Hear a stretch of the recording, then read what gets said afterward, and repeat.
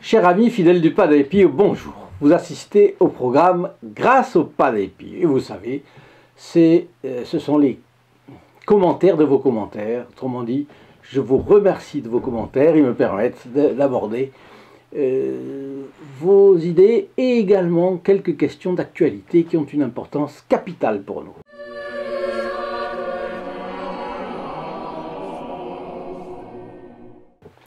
Donc, aujourd'hui, nous commençons par Marie-Odile.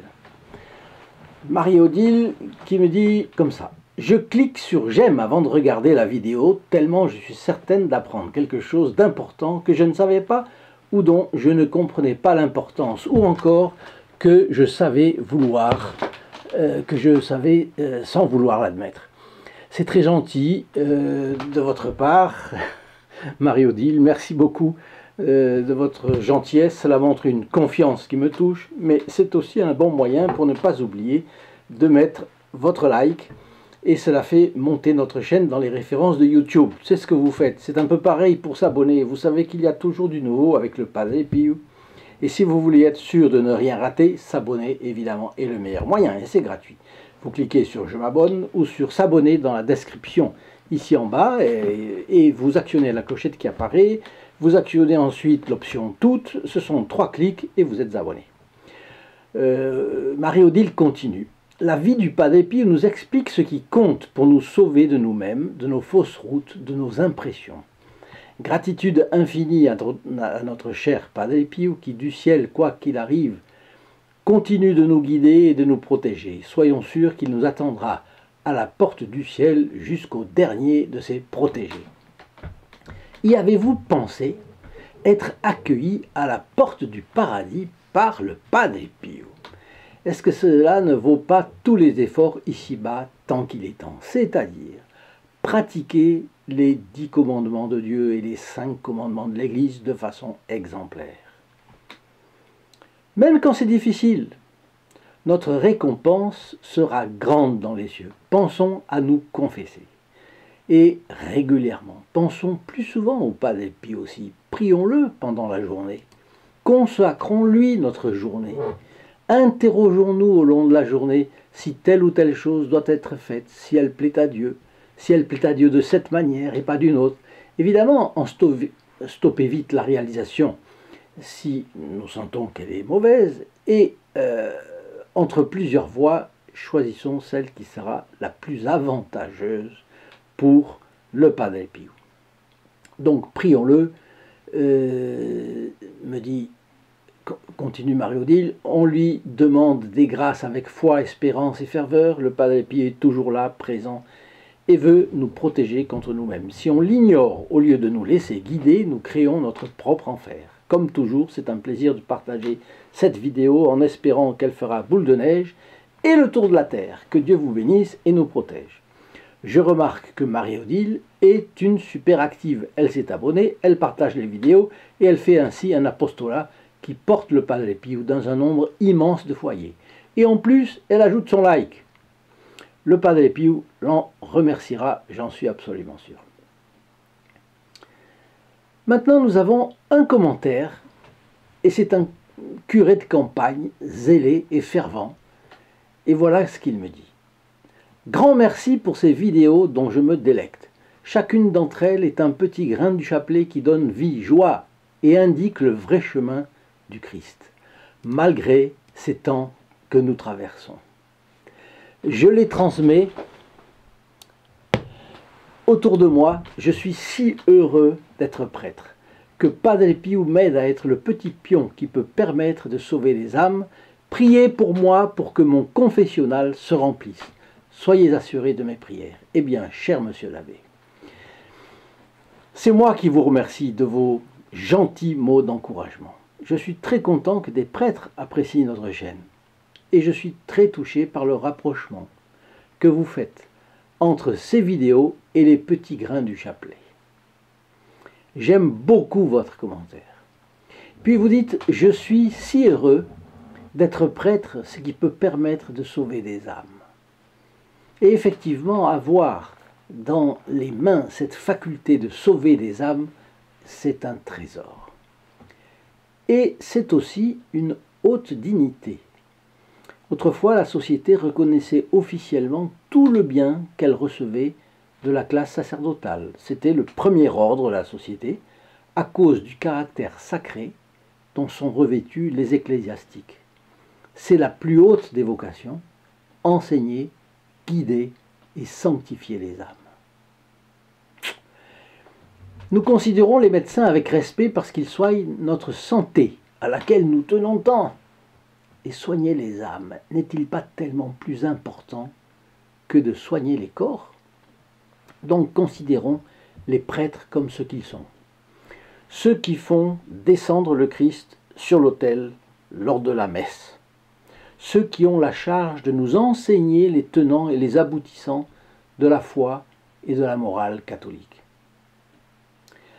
Et puis les prêtres sont aussi ceux qui dispensent les sacrements, qui est une source inépuisable des grâces du bon Dieu pour traverser le temps de notre vie dans les meilleures conditions.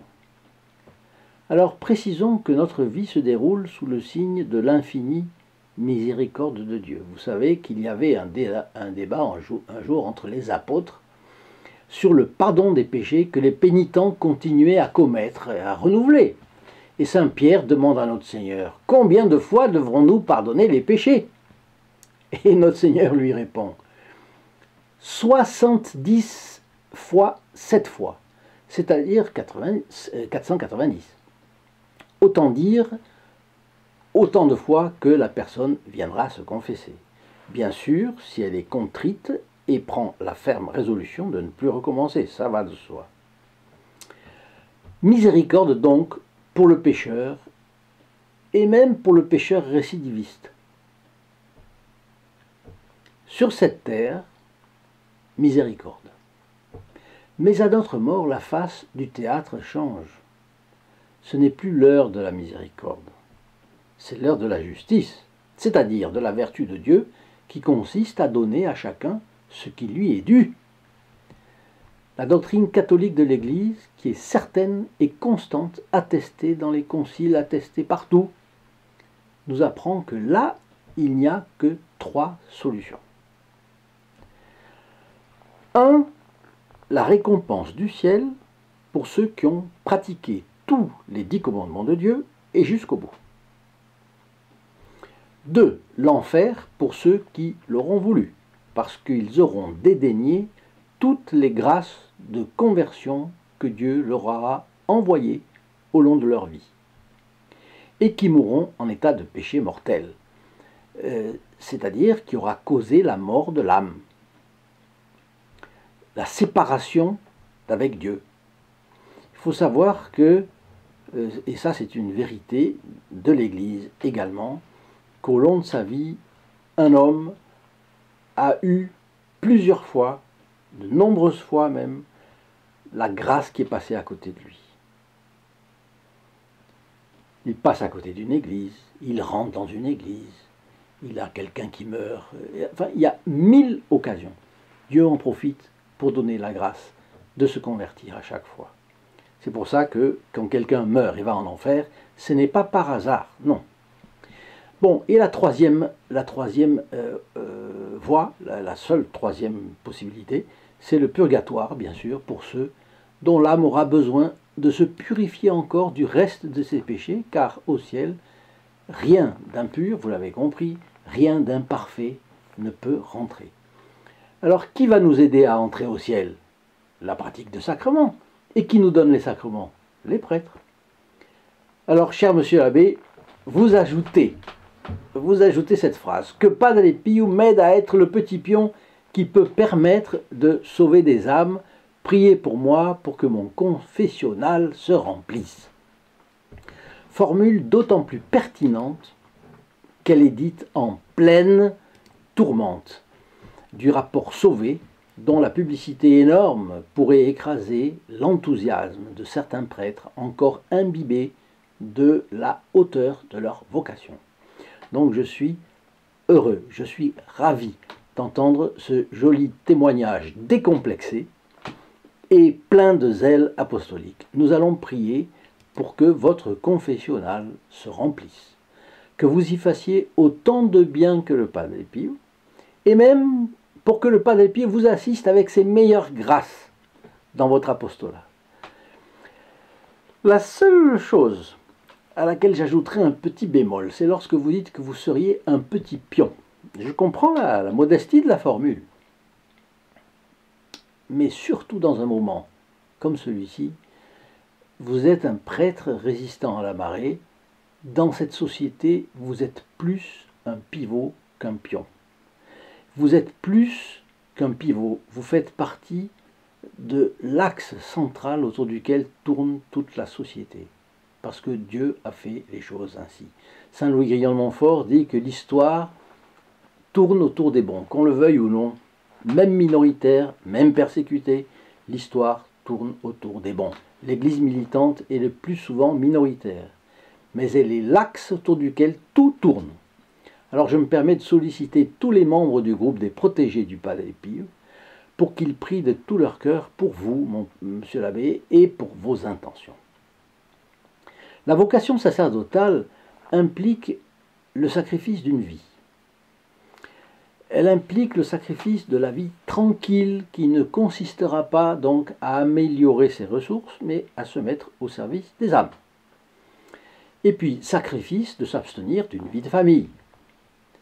Il y a un point capital dont on ne parle plus de nos jours, sauf lorsque les médias se donnent le plaisir de prendre un ecclésiastique la main dans le sac de sa contradiction avec la chasteté qu'il a promise. Alors c'est une bassesse sans nom. Mais comme la presse fait aujourd'hui des gorges chaudes du rapport Sauvé, d'une part, que personne ne parle de cette excellente vertu indispensable à l'existence d'une classe sacerdotale digne et de toute pureté dans la société, d'autre part, et enfin, parce que très attentif à l'actualité, je n'ai pas entendu nos évêques faire l'éloge de l'état de chasteté parfaite embrassé par les ecclésiastiques, alors je me sens dans l'obligation d'aborder le sujet au moyen des pauvres connaissances que j'en ai. L'institution qui a communiqué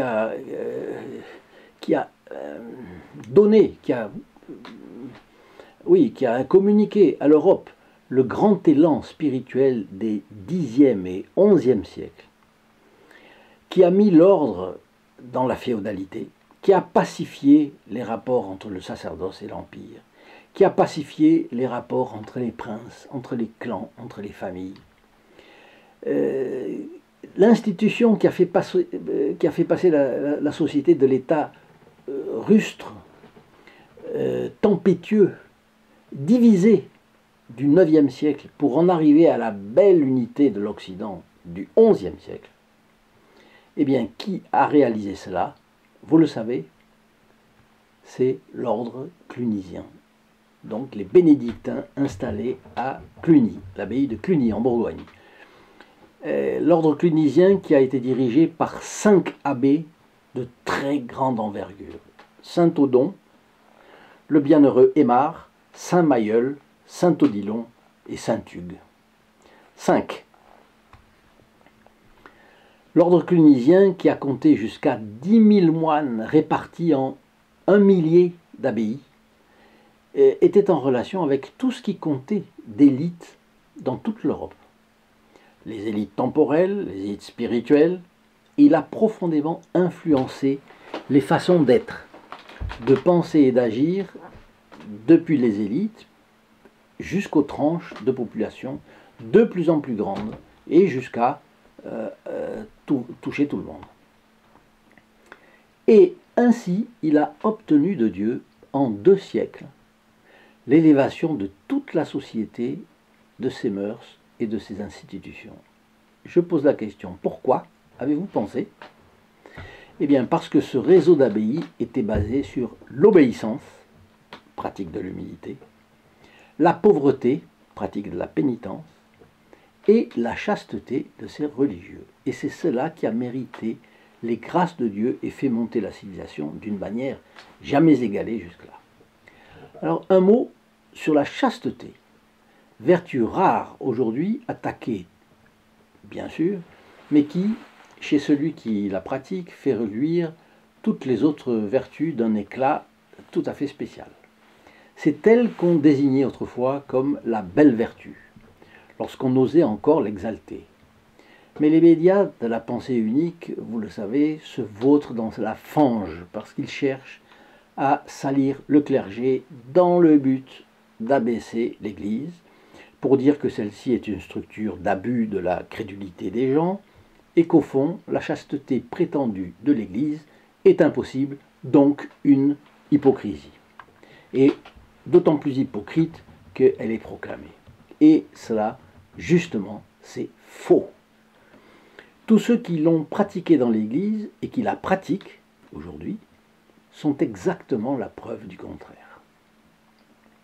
Mais de ceci, la presse, évidemment, ne parle pas.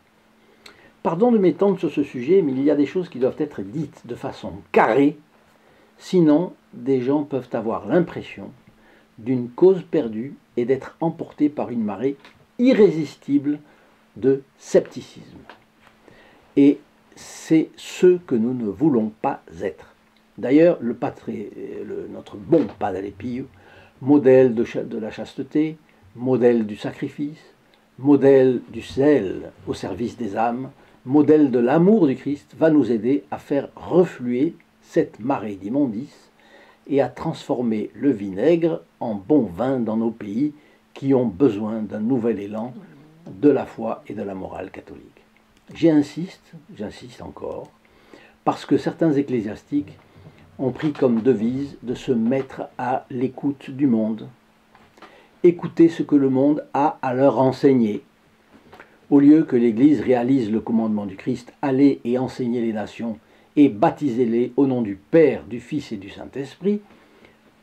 Par facilité, par refus de combattre, on voudrait se fondre dans le monde. Mais voilà, ce n'est pas ce que notre Seigneur Jésus-Christ a voulu. Et c'est pour cela que nous en sommes là. C'est ainsi qu'on voit des ecclésiastiques plutôt complexés de ne pas être du monde se mettre à suivre la pensée unique diffusée par les politiques et les médias. J'ai entendu dire récemment la chose suivante. Les prêtres criminels, c'est la faute de l'Église. C'est même une responsabilité générale de l'Église. Celle-ci doit faire amende honorable, faire repentance pour ses fautes systémiques. C'est le mot en ce moment. Le mot tabou, le mot talisman. Les abus systémiques dans l'Église. Abuser des enfants ferait donc partie du système ecclésiastique. On a même vu des évêques européens se prosterner publiquement pour faire repentance au nom de l'Église. Alors, ceux qui veulent les couvrir disent qu'il n'est pas possible d'identifier des responsables précis dans la structure ecclésiastique. Il n'y a personne nommément responsable, donc qui est responsable, c'est l'Église. Eh bien, non. Ce n'est pas vrai. L'Église n'est pas responsable. Pourquoi? L'Église est une, sainte, catholique et apostolique. Cela semble avoir été complètement oublié, même par certains évêques. Une telle déclaration de repentance sur le dos de l'institution sacrée fondée par notre Seigneur Jésus-Christ, à mon avis, est un scandale. Parce que l'Église est et restera la jeune fille pure, sans tache et sans ride de la Bible, qui n'est pas souillée par la corruption des hommes. L'Église est sacrée par droit de naissance et droit de conquête. D'abord droit de naissance parce que c'est notre Seigneur Jésus-Christ qui l'a fondée dans son sang versé pour elle et pour nous. Il est la tête de l'Église, nous en sommes les membres.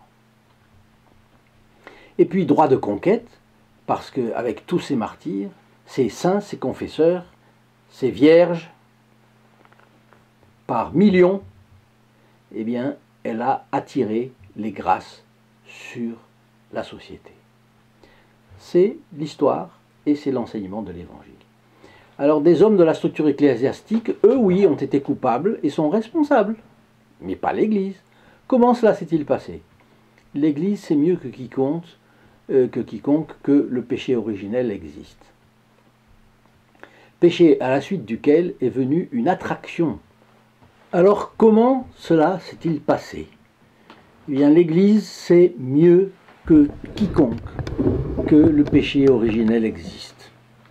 Péché à la suite duquel est venue une attraction vers le bas des sociétés, une espèce de loi de la gravité en matière spirituelle qui touche toutes les sociétés et tous les hommes contre lesquels il faut se battre. Donc une attraction vers le bas des sociétés et des hommes. Seule la grâce peut combattre cette attraction, évidemment. Mais la grâce, pas seule, la grâce et la nature humaine, c'est-à-dire la grâce et l'ascèse, la grâce et l'effort. Vous savez qu'on ne peut pas se sauver sans les œuvres, sans les efforts. C'est la doctrine catholique, apostolique et romaine. Aide-toi et le ciel t'aidera, vous le savez, c'est le fameux adage.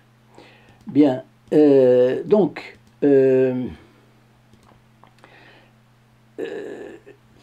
sinon c'est simple, la marée vous emporte. Et un commandement de Dieu sur lequel on ne se bat pas, ce sont les autres commandements de Dieu qui vont être pratiqués de manière plus molle, puis après plus du tout pratiqués. Bon, mais l'Église est sage. Elle avait pensé. Et elle avait pensé lutter préventivement. Et c'est pour cela qu'elle avait élaboré le Code de droit canonique, qui préconisait les mesures convenables et efficaces d'observation, de prudence et de force que les évêques devaient prendre pendant les 7 ans de séminaire par lequel passent tous les candidats au sacerdoce. Bien, les évêques avaient du temps avant d'ordonner un séminariste. Les évêques ont-ils pris ces mesures? Ont-ils soigné le recrutement comme leur devoir leur en faisait l'obligation? Dans l'histoire, on a vu que ce n'était pas le cas. Il suffit de voir les recommandations de Saint Pie X ou de Pie IX, du bienheureux Pie IX. Il est faux de dire qu'il n'y a pas de responsables. Évidemment, il y a des responsables. Alors, ne faudrait-il pas chercher du côté d'une mauvaise application du Code de droit canonique par ceux qui en avaient la charge? La question que je pose. Alors, il y a ceux qui ont été appelés à cette haute vocation du sacerdoce et qui ont, hélas, été négligents dans la pratique de la belle vertu. Quelqu'un a dit: la pureté, c'est comme la neige. Dès qu'on y touche, c'est de la boue. Et c'est pourquoi, à la Salette, Notre-Dame disait en 1846, vous vous en rappelez peut-être si vous avez lu ce message de la Salette, que viendrait le moment où dans le clergé, il y aurait un cloaque d'immondices. C'était la formule qu'elle employait.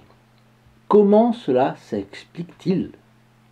Eh bien, cela s'explique parce que la corruption du meilleur engendre le pire. C'est-à-dire que si les plus dignes et les plus capables de montrer le bon exemple et de faire le bien des âmes acceptent la corruption, ils deviennent la source d'eau putréfiée qui empoisonne la société entière et corrompt plus les âmes que les petites vocations qui se comportent mal. Alors, est-ce un motif pour se tenir éloigné des sacrements? Je rencontre parfois des gens qui disent cela. Ah, avec tout ce qui se passe, eh bien non. Aujourd'hui, il convient d'observer, d'analyser, de ne pas faire confiance aveuglément, mais il faut bien sûr que le prêtre ait un comportement réservé avec tous. C'est parfaitement normal et souhaitable surtout, parce qu'il n'est pas un homme comme les autres. Il est un homme comme les autres sur un certain plan, il n'est pas un homme comme les autres sur un autre plan. Il a été mis à part par le bon Dieu. Contrairement à ce que prétend la pensée unique, il a été mis à part. C'est ce que signifie justement le prêtre. Et il n'est pas là pour se montrer sympathique au monde, lui sourire, faire comme les autres. On apprécie qu'un prêtre ait des comportements aimables mais réservés. Réservés. La pudeur dans le langage et les gestes sont des signes positifs indiquant un bon prêtre. De même que sa discrétion dans les rapports avec les personnes du sexe opposé et les enfants. La vulgarité, le copinage, parce que le prêtre n'est pas un copain, les rigolades continuelles sont des signes négatifs d'un prêtre superficiel, peu contemplatif, de peu d'étoffe. La personne qui a reçu de Dieu la vocation sacerdotale et qui la prend au sérieux, eh bien cela se voit tout de suite. Saint François de Sales disait la chose suivante. Il parlait pour tout le monde, dans un livre qui s'appelle « Une pensée pour chaque jour », qui date de 1846. Saint François de Sales date de bien avant, mais c'est une édition. La modestie est une vertu qui règle notre maintien extérieur, et elle a deux vices opposés, la légèreté dans les gestes et les contenances, c'est ce que je viens d'expliquer, et l'affectation, c'est-à-dire une contenance artificielle. Donc ce sont deux vices opposés à la vraie manière, la vraie modestie. Et si on remarque des oppositions avec la foi ou la morale entre un personnage ecclésiastique et la foi ou la morale que l'Église a toujours enseigné, alors il faut s'adresser à quelqu'un d'autre, bien sûr. Mais je précise deux points de doctrine.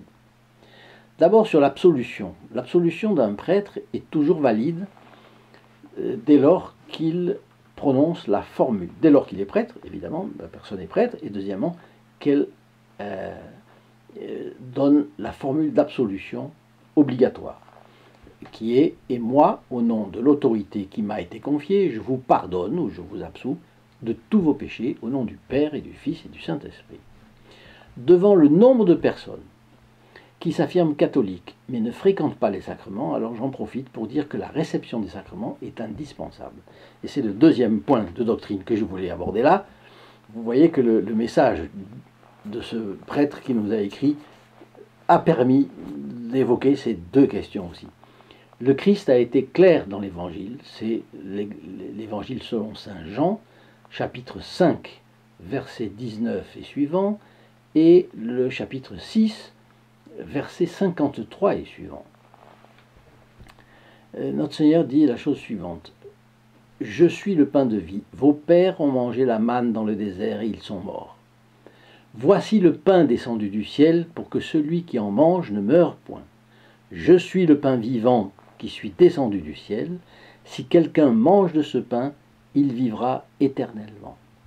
Et le pain que je donnerai est ma chair, livrée pour le salut du monde. » Les Juifs donc disputaient entre eux, disant « Comment celui-ci peut-il nous donner sa chair à manger ?»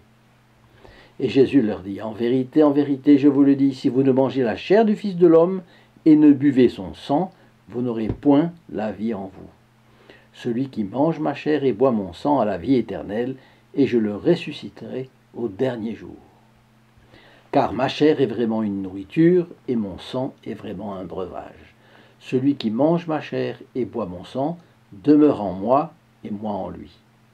Comme mon Père qui est vivant m'a envoyé, et que je vis par mon Père, de même celui qui me mange vivra aussi par moi. Voici le pain qui est descendu du ciel, bien différent de la manne qu'ont mangé vos pères, et ils sont morts. Celui qui mange ce pain vivra éternellement. » Voudrait-on aller au ciel sans recevoir les sacrements? Et quand la mort s'approchera de celui-là, et qu'il va paniquer, aura-t-il la force de se convertir plus qu'aujourd'hui, où il est en pleine forme? On meurt comme on a vécu, et oui. Et croit-on possible d'avoir toujours un prêtre à sa disposition comme il y a 50 ans? Ce serait une erreur grave. Prenons l'exemple de la France. Il y avait 21 200 prêtres en 2005. Leur nombre est actuellement de 13 700, dont 6 000 ont moins de 75 ans. Donc 6 000 prêtres, très actifs. C'est pourquoi il ne faut pas attendre pour bien faire, ne pas remettre au lendemain. Les jours passent sans qu'on s'en rende compte. Si je dis demain, demain je dirai encore demain. Et au bout de l'inertie, il y a l'enfer. Donc la question est sérieuse. Alors l'Église traverse la crise la pire qu'elle ait jamais connue, parce qu'elle est assaillie de l'extérieur et de l'intérieur en même temps. De l'extérieur par deux clans agressifs apparemment opposés, le laïcisme venu des entrailles de la France et qui nie ses droits à la religion catholique depuis la Révolution française. Et puis il y a eu les inventaires en 1905, pendant 20 ans l'Église a été persécutée, et puis mai 68, vous savez, qui prétend, et qui est repris aujourd'hui par des satanistes, les seules églises qui illuminent, ce sont celles qui brûlent. Bon, ça c'est un des clans. Et puis le deuxième clan, ce n'est pas le clan des anticatholiques par l'athéisme ou laïcisme, c'est le djihadisme qui combat la religion catholique par idéologie et fanatisme. Alors, franchement, deux à l'extérieur. Et de l'intérieur, eh bien de l'intérieur, un manque de ferveur des élites de l'Église, qui ôtent à l'Église son immunité, parce que la grâce ne passe que par la ferveur, par l'enthousiasme, par l'admiration, la foi, la confiance en Dieu. Heureusement, Dieu est là avec ses anges et avec ses saints. Et il nous a promis, les portes de l'enfer ne prévaudront pas contre l'Église. Et il nous a promis aussi, je resterai avec vous jusqu'à la fin du monde. Bien, tous les jours jusqu'à la fin du monde. Donc il nous aide, il nous aidera dans cette vallée de larmes, et c'est pourquoi il ne faut absolument pas baisser les bras. Nous avons la grâce de Dieu, plus grande que jamais, pour résister à des maux pires que jamais. Et le Padre Pio, qui est une arme que le bon Dieu nous a donnée pour faire connaître ce modèle du prêtre du XXe et du XXIe siècle. C'est pourquoi je vous demande de faire un gros effort pour partager l'une quelconque des vidéos de cette chaîne à tous ceux auxquels vous pouvez le faire. Chaque fois que vous partagez, je vous le rappelle, vous bénéficiez d'une messe. Et en votre faveur, et en faveur de ceux qui reçoivent votre partage. Donc faites preuve d'audace. Et puis dans les circonstances que je vous ai décrites, j'oserais même dire qu'il y a un devoir de chacun à faire absolument tout ce qu'il peut pour faire progresser cette noble cause. Parce qu'il en va de l'Église, de la vie de l'Église militante. Je vais vous confesser une chose. Pour faire progresser cette chaîne, je rencontre de grandes difficultés. Plusieurs de mes auditeurs ont remarqué qu'il n'y a pas beaucoup de champ, c'est-à-dire d'espace entre l'objectif de mon appareil et celui qui présente la vidéo. Et c'est que je n'ai pas de place. Je suis dans un petit bureau où je ne peux quasiment pas bouger. Je n'ai pas d'espace suffisant entre ma table et la bibliothèque que j'ai derrière moi. L'autre jour, en me retournant, j'ai déséquilibré la statue du Padre Pio. Elle s'est brisée en 4 morceaux en tombant. J'en ai été désolé. Bon, grâce à Dieu, j'ai pu la recoller et la reposer sur la pile de livres où elle est à côté de moi. Mais vous voyez, j'aurais bien besoin d'un local plus grand pour enregistrer. Et ce n'est pas que moi, ce sont les autres qui travaillent avec moi. Et il faudrait, pour répondre à tous les mails, à 5 ou 6 000 mails par an, pour expédier tout ce qu'il faut expédier, ceux qui reçoivent mes enregistrements, par exemple, ils sont chargés de les mettre en forme. Alors, il y a l'image qu'il faut toiletter, il y a les liens qu'il faut y mettre, la description en bas, puis les charger sur le réseau. Bon, c'est beaucoup de travail, et eux, qui sont au moins deux, qui sont deux de temps en temps, mais malheureusement, ils ont beaucoup d'autres choses à faire. J'aurais besoin de quelqu'un vraiment tout le temps, de deux à tout le temps. Donc, ils n'ont pas d'espace non plus. Donc, notre association n'a actuellement pas les moyens de trouver un local approprié et d'installer un studio d'enregistrement. Bon, ce qu'il faut faire, c'est trouver. Alors, si quelques mécènes écoutaient cette vidéo et en sentaient l'inspiration de la grâce, ce serait formidable. Je le remercierais bien de prendre contact avec nous, mais j'ai l'habitude. L'économie de la grâce de Dieu avec nous, elle n'est pas comme ça. Dieu nous demande de travailler pour obtenir, et ça tombe jamais tout cuit dans le bec. Et un mécène, ce serait beaucoup trop facile. Donc, moi je ne gagne pas. Je ne gagne pas ce qui n'a pas été conquis avec un certain effort. Alors je travaille, bien sûr, en attendant, je sollicite chacun de vous pour essayer de faire un pas de plus dans les pas du Padre Pio. Pour cela, venez me rejoindre ici dans la description sur le lien de couleur bleue que je vous ai mis sur les-du-padre-pio.fr ou non, c'est même pas-du-padre-pio.fr. Et je prierai la Sainte Vierge de vous remercier de tout ce que vous pourrez faire. Elle seule s'est remerciée. Elle seule a les secrets pour vous remercier. Tout ce que vous ferez, un œuf que vous lui donnerez, elle vous rendra un bœuf. Alors je vous dis à tout de suite, ici, et que le Padre Pio vous bénisse. Au revoir.